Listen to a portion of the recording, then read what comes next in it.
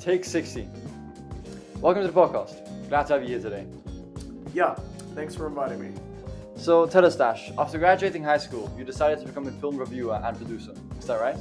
That's right. When I was a kid, I loved watching movies, and I always told my friends about the different movies I watched. One day, after coming back from school, I decided that I wanted to make my own movies to express my thoughts to the whole world. Since then, I've never wanted to do anything else, and now that I'm a successful producer, I rate other movies just like I did when I was a kid. So, what are we rating today? Well, I saw this movie recently. It's an interpretation of Macbeth in Japanese. It was made in 1957 and it's called Throne of Blood. And it's an amazing example of Japanese movie culture. Yeah, that sounds familiar. It's produced by Akira Kurosawa, right? That's right. I think that the cast for this movie is really good too because Toshiro Mifune and Kurosawa always make great movies together. And Mifune really nailed the role of Hashizu, who is the counterpart of Macbeth. I agree.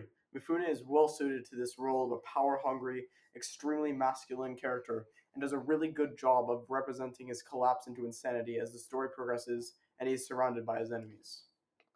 The other two main actors, who played Lady Washizu and Miki, or Banquo, also played their roles perfectly, with the former showing us the strange and unsettling character of Lady Washizu, and the latter showing us just how loyal and unwavering a friend Miki was, right until his friend killed him. Ha ha ha, poor guy.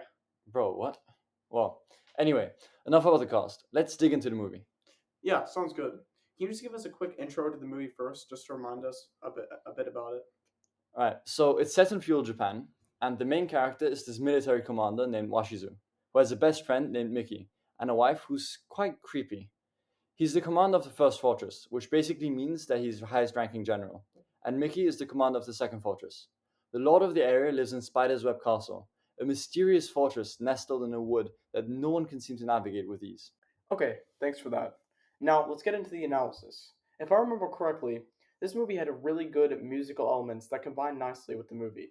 I especially liked that the movie used traditional Japanese instruments to increase this atmosphere. Yes, that is very effective and adding to the feudal Japan vibe.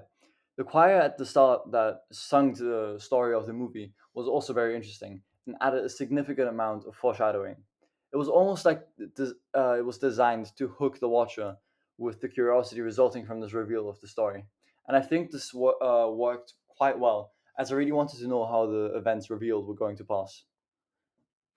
An apt analysis. I didn't even think to mention the choir, but your dissection of this early event has really helped me see the significance. I think this use of music to create suspense is very present throughout the film, as they often use horns to accentuate dramatic scenes of the movie. Yeah, it's interesting how much an effect music has on a movie. Speaking of which, I want to discuss the use of special effects in this film with you, as the lack of technology at the time really limited things like CGI, yet the movie was still masterfully crafted. Yes, it was extremely interesting how they did this in the movie, especially due to the lack of technology, despite this big technological advance due to World War II. They most likely used a system where they filmed the scene twice, combined the two images, causing a strange ethereal effect. This gives a surreal and disconnected aura to the ghost. They also use a similar technique for the ghost of Miki. They also used a lot of smoke machines to create the foggy, gloomy atmosphere that is seen so commonly throughout the movie. This pathetic fallacy can be seen with other kinds of weather. For example, rain, when they meet the spirit representing the witches for the first time, showing tension and foreboding. Facts, man. I want to talk a little bit about the acting and costumes before we blow this popsicle stand. I got you, bro. I wanted to talk about how well Washizu was played. Mifune really showed his change from before and after he murdered the Emperor. As we see in the movie, before he kills his lord, Washizu is shown as being just as brave and loyal as Macbeth, even going as far as wanting to kill the spirit woman he meets in the forest for saying that he will be lord, as this implies that the current lord would die soon. Mifune does a good job of showing the character's tireless loyalty and bravery and representing Washizu's rage at anyone who opposes the lord. That's true. However, after he commits the crime of killing the Lord and taking the throne, he falls slowly into madness. As we can see from Mifune's impeccable acting, Washizu's more animalistic, primal instincts were coming forward and taking control, doing anything to stay in power, even killing his own friends. True, true. I mean, just look at his eyes near the end. That's some ex Marines 1,000 yard stare stuff right there. Just look at his face, and the only expression there is rah. Totally, man. He really deserves his spot in the Acting Hall of Fame, wouldn't you say? Anyways, let's quickly cover some more minor characters before moving on. Firstly, I wanted to talk about the Lord character, who is the equivalent of King Duncan. I really liked how the actor adapted this character into a more ruthless, iron fisted leader rather than the benevolent and caring Duncan. This meshes well with the feudal Japan idea, as from what I know from Ghost of Tsushima, which is my favorite video game, by the way. They were not very nice back then, were they? Another interesting side character is Lady Washizu, whose actor did a really good job of representing as she differs a lot from Lady Macbeth in traditional interpretations. Her character is so much creepier than Lady Macbeth and is somewhat robotic in her movements and behavior. This contrasts Lady Macbeth as she's more dramatic and scheming in the original play, but not quite as creepy. Man, that is so true. I want to talk about some differences between the original Macbeth and this adaptation before we finish. For sure, for sure.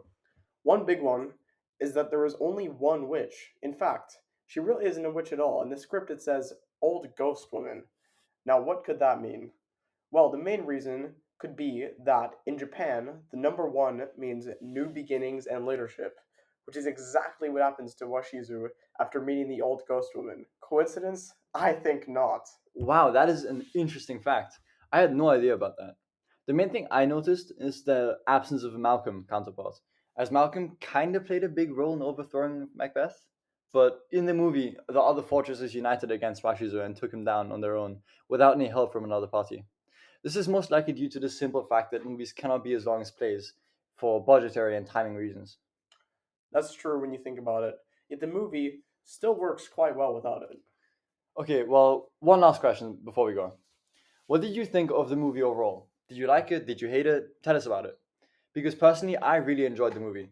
I like the overall theme of feudal Japan and the retro vibe from the black and whites and the soundtrack also, which was really good. Yeah, I think the overall movie is good, but not really my style. I don't really like the black and white pictures, and I think that the Japanese audio got quite annoying because I was constantly having to read subtitles. However, as a producer myself, I still understand that the movie was quite good. I think that a modern adaptation of this movie could be really cool, as it would allow us to see it in color. Interesting insight. Well, that's it for today, folks. Thank you for tuning in.